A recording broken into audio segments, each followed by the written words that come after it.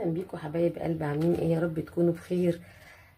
وحشتوني من الفيديو اللي فات. النهارده بقى قلت اعمل لكم حاجه حلوه. والله النهارده دلوقتي الساعه 4 الفجر، العيال طلبوا حاجه حلوه، انا مش عارفه هعمل ايه. لقيت عندي كوبايه ونص دقيق حلو، وبعدين معانا هنا نص كوبايه سكر. يا ترى عرفتوا هنعمل ايه؟ ومعايا كمان نص كوبايه زيت او سمنه او زيت على سمنه اللي يعجبك. فانا هحط نص كوبايه زيت على سمنه. شايفين يا حبايبي؟ ادي نص كوبايه زيت، هي نص زيت على سمنه اهو. يعني كده حطيت حبه زيت وحبه سمنه. اللي عندك بقى ممكن تعملي زيت، تعملي سمنه، تعملي زيت على سمنه، اي حاجه. انا طلعت السمنه بس الزيت بتفك شويه كده اهو، عشان اقدر ان انا ادعكها بكل سهوله. كده نعتبر ان احنا حاطين نص كوبايه زيت على سمنه. طبعا المقادير سهله وبسيطه، ما فيهاش اي افتكاسات ولا اي حاجه. هحط كده الزيت على السمنه، وبعدين يا حبايبي كمان هحط بيضه. هي المفروض ده كنت هعمل مقدار كبير بس ما لقيتش عندي دقيق على الحبه دول، فقلت مش مشكله. هنحط هنا بيضه. طبعا البيضه الاول لازم نشوفها قبل ما نحطها عشان ما تكونش بايظه، احنا في الحر ويتبوظ لنا المقادير بتاعتنا. حاجه غاليه دلوقتي يا بنات ولازم نحافظ على الحاجه. البيضه بتاعتي اهو احطها، وطالما طبعا احنا كلنا متاكدين وعارفين طالما في بيض يبقى في ايه؟ فانيليا. هنحط حبه فانيليا كده عشان هنعمل بقى ايه. حد عرف هنعمل ايه؟ اكتبوا لي كده في الكومنتات، خمنوا كده قبل اخر الفيديو. ادي الفانيليا بتاعتي، هبدا ان انا اقلبهم. طبعا لو انا السكر ناعم عندي بودره كان يبقى افضل، بس طبعا يعني الساعه 4 الفجر مش عايزه طبعا اشغل خلاط واصحي الجيران. هدعك بقى السكر ده كويس قوي قوي قوي مع الزيت مع الزبده كده يا حبايبي. دعكتهم خالص مع بعضهم، شايفين؟ لحد ما يبقوا خليط كده اهوت. طبعا كل ما تدعكي فيه كل ما السكر ايه هيدوب معاكي اكتر. شايفين اهو؟ ادي الخليط بتاعي.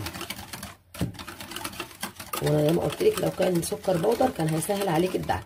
كده بقى انا ايه دعكت دول مع بعضهم. هجيب عندي الدقيق طبعا اي مخبوزات، اي ما تعملي اي حاجه لازم تحطي رشه الملح بتاعتنا دي. لازم نحط ايه؟ رشه ملح لا تذكر كده، حبه صغيرين خالص. تمام يا حبايبي؟ وبعدين هنحط ايه؟ معلقه بيكنج باودر، معلقه حلوه كده بيكنج باودر من اللي هي معلقه الشاي دي. نحط معلقه بيكنج باودر.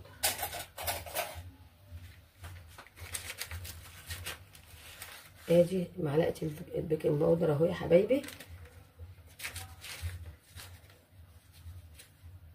ونقلب بقى المكونات الجافه دي كلها كده مع بعضها، وبعدين هنخلط عليهم الخليط بتاعي اهو. ونقلب بقى ونشوف بقى ملمس العجينه، لو عايزه حبه دقيق ولا ما عايزتش. زي ما احنا شايفين كده احنا عرفنا احنا هنعمل بسكوت ال10 دقايق. بسكوت الايه ال10 دقايق مش هياخد منك وقت، وعلى طول هم فعلا 10 دقايق، مش هياخد مننا اي وقت. ندعك بقى الدقيق كده اهوت مع السكر مع السمنه. وطبعا انا قلت لكم ان البيضه تكون درجه حراره الغرفه او المطبخ، يعني ما تبقاش ساقعه من التلاجة، ده بيبقى افضل. طبعا هنشيل المضرب وهندعك بايدينا عشان نلم العجينه بتاعتنا. هو مش عايز دعك كتير، هو بس هلم العجينه عشان ده بسكوت، مش عايز دعك زي اي معجنات تانية مثلا. لا احنا كده هنلم الايه؟ هنلم العجينه. بسم الله الرحمن الرحيم. يلا بينا نلم العجينه اهو، عشان نشوف لو عايزه شويه دقيق هنحط، ما عايزتش خلاص. في كلتا الحالتين دلوقتي انت عملتي المقدار دوت. طب لو عايزه تخليه ابيض كده ماشي، عايزه تخليه ابيض وبني ماشي. هنحط شويه كاكاو اللي يريحك. انا مش عارفه بسكوت ايه ده اللي هو الساعه 4 الفجر. والله ابني قعد يزن عليا، معلش يا ماما معلش يا ماما قومي اعملي لنا يا ابني. طب ما عنديش مقادير. قال لي هدور لك على المقادير. طب شوفي، لقيت ابسط حاجه عندي هي ايه؟ هي بسكوت ال10 دقايق، جميل وسهل ومش مكلف. فانت برضو لو عملتي كده لاولادك يا سلام، حاجه جميله خالص. ادي العجينه بتاعتي. هحط بقى ايه؟ هحط شويه دقيق عشان اما اعرف المها تتلم معايا بسهوله. شايفين يا حبايبي؟ انا لميت اهو، حطيت معلقه دقيق عشان بس اعرف الم العجينه اهو. انا مش بعجن، انا بلم بس العجينه. عايزه بقى تعمليها زي ما قلت لك نصها ابيض ونصها بني، هتاخدي بقى نص العجينه كده. انا عندي شويه كاكاو صغيرين، هحاول ان انا اخد على قدهم في العجينه علشان ايه كده اهو، عشان برضو ما حدش يزعل، عشان ايه بنتي عايزه بالكاكاو وابني عايز ساده، فانا هعمل لهم هما الاثنين شويه كاكاو صغيرين خالص، عندي قد معلقه كده، لان بنتي بصراحه مخلصه لي الكاكاو. ليه بقى؟ شغاله لي على خفه المطبخ، كل يوم بالليل تعمل لي خفه المطبخ، سهله ولذيذه وعاجباها قوي. فانا طبعا ايه قلت ان انا هعمل لهم ادي معلقتين الدقيق اهو، المعلقتين معلقه كاكاو تعتبر. خليت بقى العجينه دي كده اهو بني بطعم الشوكولاته، والتانيه بيضه بطعم الفانيليا. طبعا كوبايه ونص دقيق.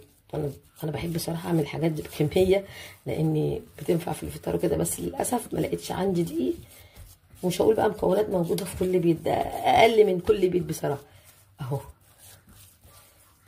ادي العجينه اللي هي التانيه دي بالكاكاو، ونعمل بقى واحده من دي وواحده من دي، واحطهم في صاج واحد علشان التسويه تبقى واحده. ولما الابيض يستوي هحس ان البني ده استوى، علشان ما ابعبكش الدنيا. هبدا بقى ان انا احط في الصاج بتاعي، هحط الاول البني عشان اغسل ايدي وما يبهتش على الابيض. بصي بتعملي بقى كور صغننه خالص زي ما انت عايزه اهو، كوره صغننه خالص كده، وتحطيها تبططيها كده بايديكي شويه وتحطيها في الصينيه. هعملهم انا بقى كده اهوت كلهم، هيطلع لي برده كميه حلوه مش وحشه من الكوبايه ونص دقيق كور كده. وبعدين هبططها وهي في الصينيه عشان انجز واعمله بسرعه اهو كده. شايفين يا حبايبي؟ مفيش اسهل من كده ولا اجمل من كده اهو. ما خدش معايا ال10 دقايق حتى اللي هو قال عليهم. ودينا شايفين يا حبايبي انا كورتهم اهوت الابيض والبني. هعمل بقى ايه زي ما احنا شايفين، بططت كده واحده كده، احطها في السكر البودره ده، هيخلي لونها جميل وهيخلي طعمها حلو، عشان احنا طبعا مقللين السكر. بططها كده واحطها في السكر اهو، واشيلها زي ما احنا شايفين كده. يبقى طعمه احلى واحلى كمان، عشان ايه ما يبقاش برده دلع قوي. وانت بقى السكر ده بمزاجك، بس السكر ده تكايه حلوه هتديله طعم وتديله لون. انا لقيت برده عندي شويه السكر البودر ده. احنا بص لما بنحب نعمل حاجه بنقعد ندعبس كده شويه في المطبخ. طب انا هعمل بقى ايه، عايزه اشكله. هجيب بقى مثلا معلقه ازازه، غطا ازازه، اي حاجه هتشكليها كده اهوت بالمنظر اللي يعجبك اهو. شايفين؟ تعملي كده هلالات اهو.